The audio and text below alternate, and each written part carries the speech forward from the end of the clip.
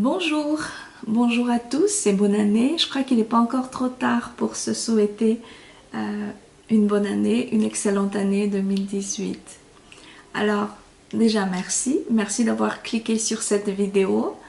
Vous vous demandez peut-être qu'est-ce que c'est comme vidéo, même si le titre vous a déjà indiqué plus ou moins ce que c'était. En ce début d'année, je me sens poussée à partager la parole sur YouTube.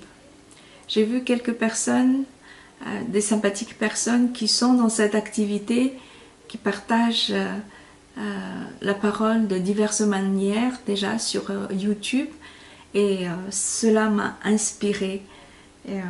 C'est l'évangéliste Luc qui disait « moi aussi je veux partager comme les autres ».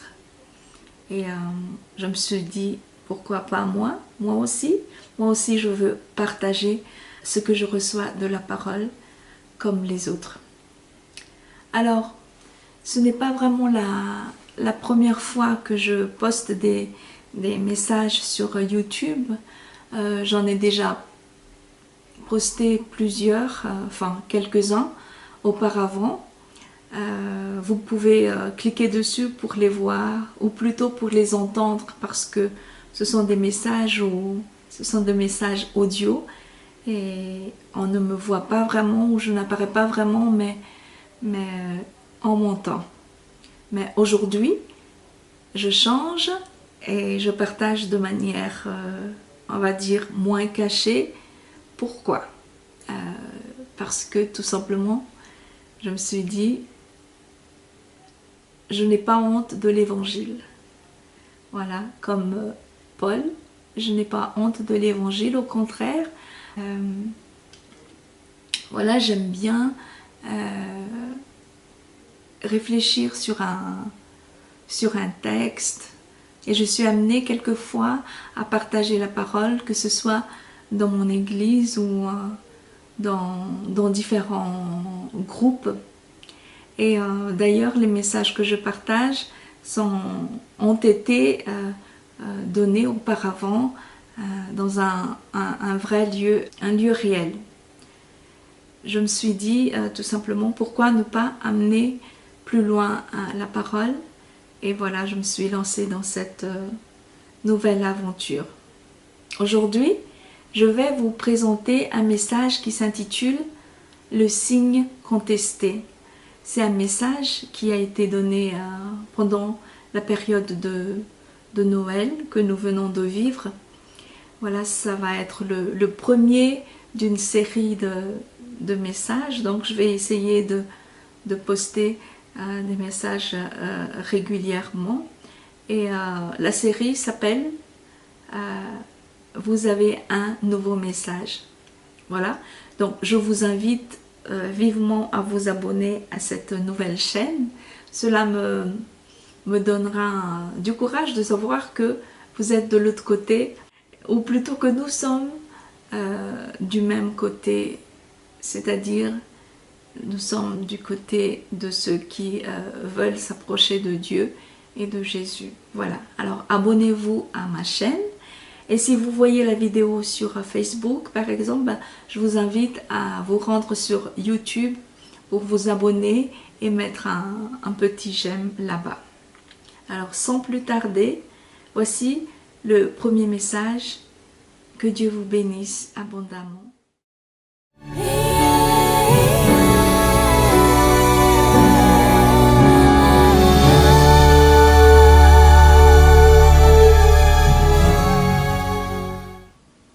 Bonjour, j'aimerais aujourd'hui faire un partage sur la vie de Marie, la mère de Jésus. Elle est le meilleur exemple à observer, à mon avis, si on veut réfléchir sur comment accueillir Jésus, puisqu'elle l'a accueilli de façon très intime dans son ventre. Et c'est aussi notre aspiration à tous que d'accueillir le Christ à l'intérieur de nous. Malheureusement, la Bible ne nous parle pas beaucoup de la vie de la femme qui est Marie, qui était Marie.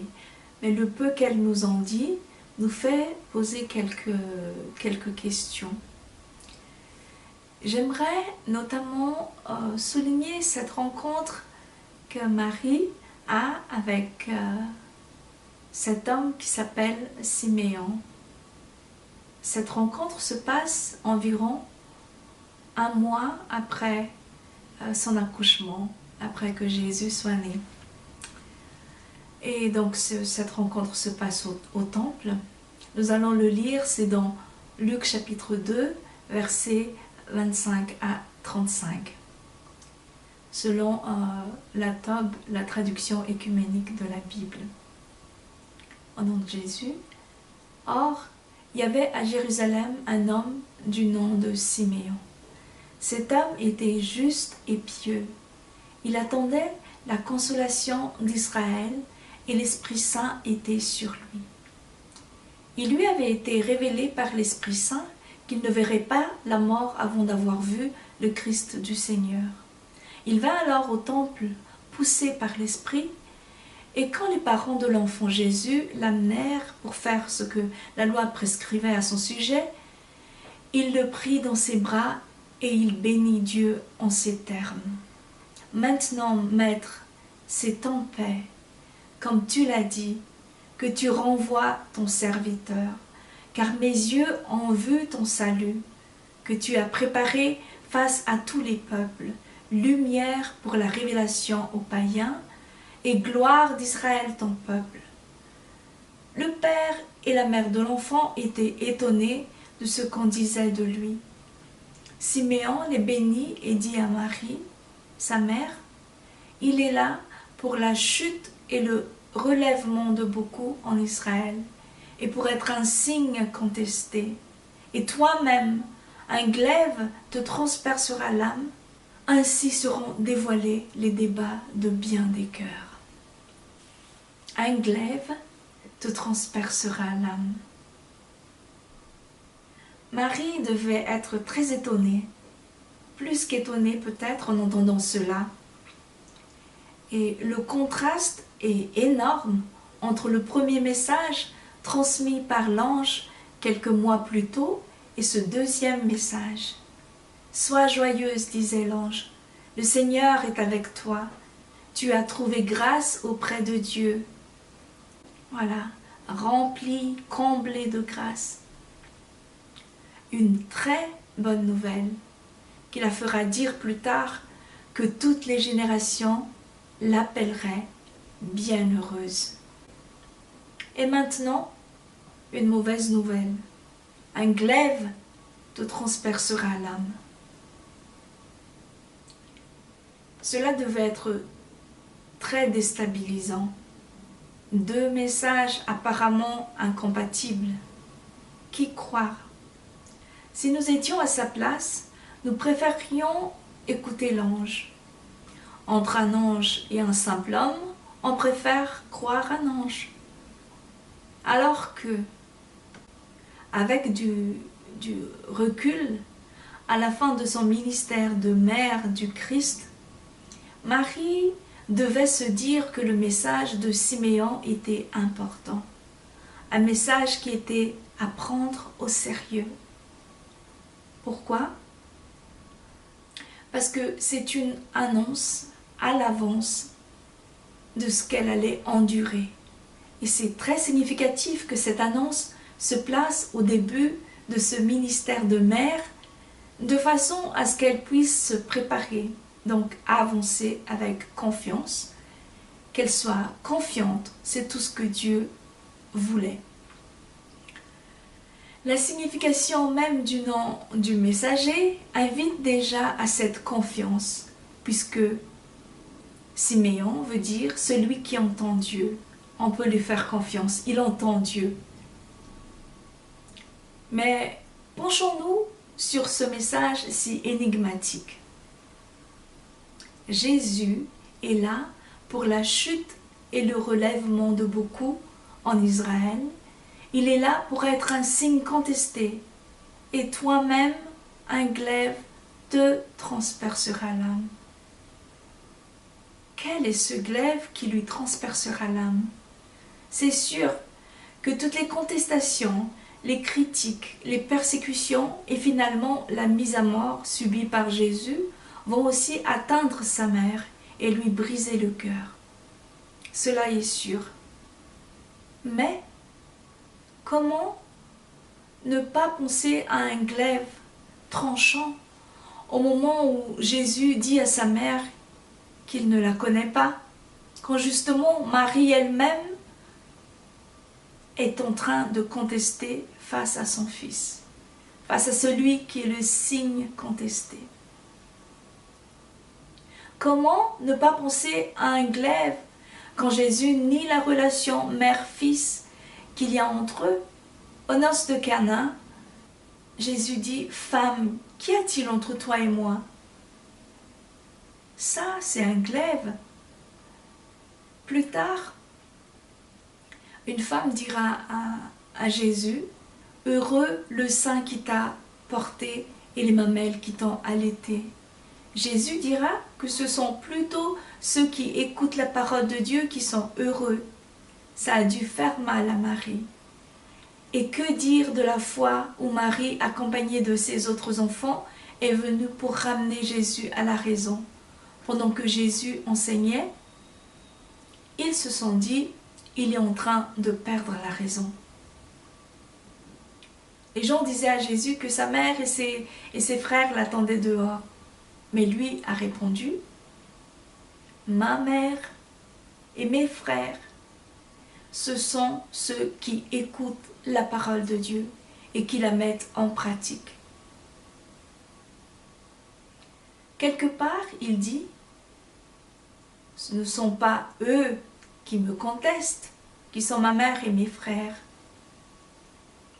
Et ça, c'est un glaive. Et il est probable que ça se passait comme cela durant la totalité de ce ministère de mère du Christ qui était le ministère de Marie. Vu que cela a commencé très tôt, quand Jésus avait à peine 12 ans, cela doit être dur pour une maman de se faire contester par son enfant de 12 ans qui lâche la main, qui se détache et qui laisse partir ses parents sans lui pendant 3 jours. Et qui dit ensuite, vous auriez dû savoir, vous devriez savoir. Ça, c'est un glaive. Seulement voilà, ce n'était pas un enfant comme un autre, c'est un enfant qui a reçu une onction particulière. Le Messie, le Fils de Dieu. Le voilà, le glaive. Voilà la difficulté. C'est dur, très dur, de mettre Jésus à sa vraie place. Sa vraie place est au-dessus de tout.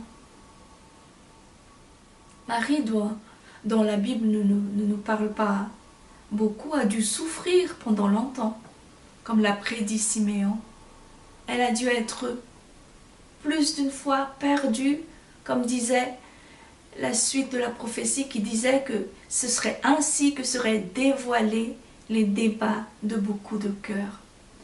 Elle ne pouvait cacher les débats qui se passaient dans son cœur. Mais quel message pour nous! Si nous pouvions l'entendre, elle nous dirait aujourd'hui comment c'est que d'accueillir Jésus dans sa vie. Marie est glorieuse, mais elle l'est surtout parce qu'elle sort vainqueur de son lot d'épreuves. Elle était parmi les disciples quand Jésus a vaincu la mort. Elle répandait la bonne nouvelle avec eux. Elle sort vainqueur. Elle a su laisser Dieu effacer ses saignements. Laisser Dieu effacer ses saignements. Dans Lévitique 12, il est dit, l'Éternel dit à Moïse, transmets ses instructions aux Israélites. Lorsqu'une femme deviendra enceinte et qu'elle mettra au monde un fils, elle sera impure pendant 7 jours. Elle sera impure comme au moment de ses règles. Elle restera encore 33 jours à se purifier de son sang. C'est ça qu'ils sont venus faire au temple ce jour-là. Accueillir la promesse de Dieu, accueillir la promesse que Dieu efface les saignements. Ce jour-là de purification, Dieu marque deux périodes. La période où on saigne et la période où on ne saigne plus, car Dieu efface les saignements par la purification qu'il donne. Accueillir le Christ, le mettre à sa haute place au-dessus de tout, est quelque chose d'autre que le champagne et le chocolat de Noël. Mais quelle joie de savoir que Dieu a prévu depuis longtemps, depuis très longtemps, de mettre fin à tous les saignements. Il a déjà programmé la fin de toute souffrance pour tous ceux qui aiment son Fils. Soyons donc encouragés, car en ce jour même, il renouvelle encore son alliance par sa parole. Prions. Nous te glorifions, Père, nous te louons, nous te disons merci, parce que tu prends en main notre destinée. Tu promets la vie en abondance.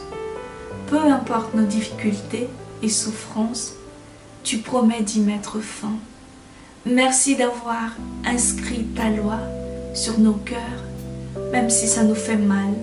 Nous voulons accueillir ton Fils, ton amour incarné au plus profond de notre être.